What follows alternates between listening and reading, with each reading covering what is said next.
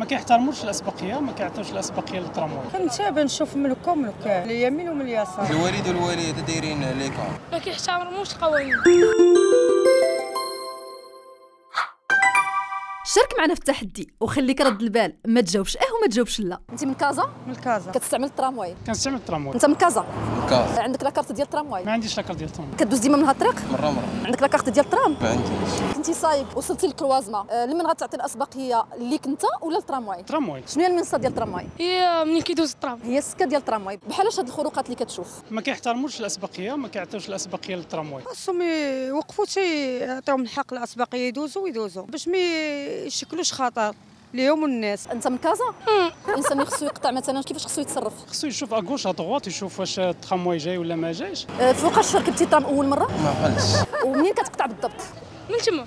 وبالنسبه للدراري الصغار اللي كتشوفيهم كيقطعوا بوحدهم، من كترجعي المسؤوليه؟ الوالدين. المهم انت من هذه المنطقه هذه.